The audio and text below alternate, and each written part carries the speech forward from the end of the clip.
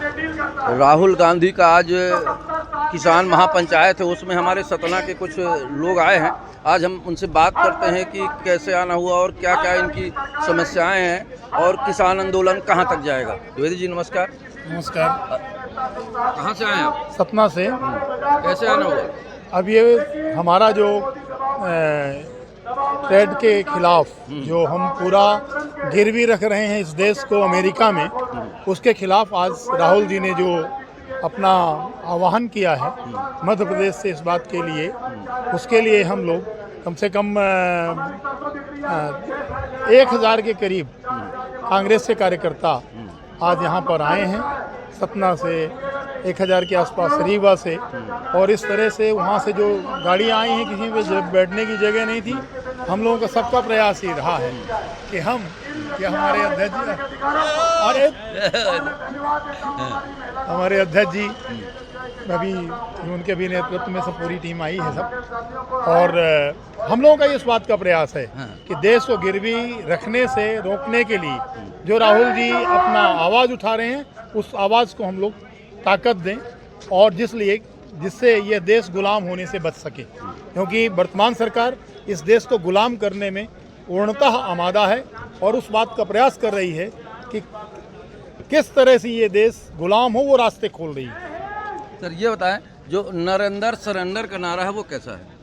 देखिए, नरेंद्र सरेंडर का नारा आप लोगों को मालूम है कि एप्स्टीन की जो फाइल है, वो फाइल जो है बात बहुत स्पष्ट कर रही है कि कहीं ना कहीं लफड़ा तो है, जिसके कारण से ये जाके वहाँ घुटना टेक लिए हैं। और आज स्थिति ये है कि जिस तरह से पहले देखिए, आपको मालूम है कि पहले 50% यहाँ पर ट्रेड लगा, उन्होंने टैरिफ लगाया। इसके बाद उन्होंने क्या किया, जो फिर इसके बाद 18% में आ गए, और इसके पहले जो आपने मालूम है कि यही देश में टैरिफ जो है 3.5% था। आज जो स्थिति हो गई है कि हम क्यों 18%, आज ये स्थिति है कि हमारा जो देश है, हमारे देश में उनका जो माल आएगा वो 0% में आएगा, ट्रेड में लगेगा, और इनके द्वारा जो दिया जाएगा, हमारा जो दिया जाएगा उसमें 18% ऊपर से वो लेंगे, मतलब आपके टैक्स लेंगे। आखिर ये क्या है? इससे साफ होता है कि कहीं ना कहीं ये बुरी तरह से फंसे हुए हैं, और इनकी पूरी टीम फंसी हुई है।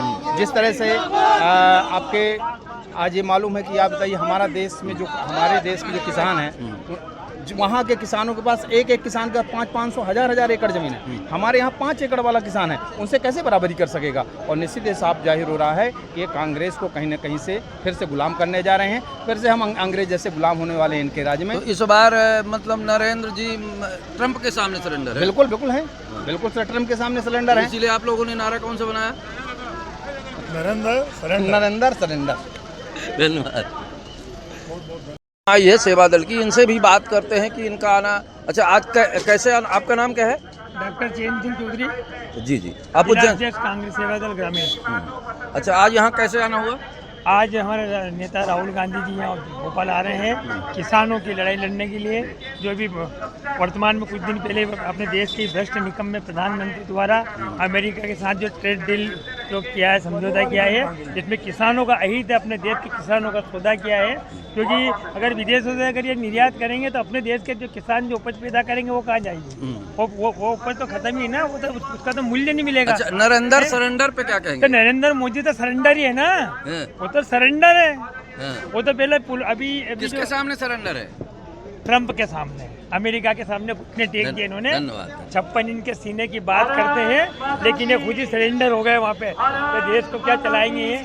इसे निकम्मे प्रधानमंत्री को तो नकार देना चाहिए, हटा देना चाहिए। देखो भाई, अरे हमारे सतना के युवा नेता हैं, हम बात करते हैं। आज ये भी पहुँचे हैं। सर, कैसे आना हुआ आज यहाँ भोपाल की नगरी में?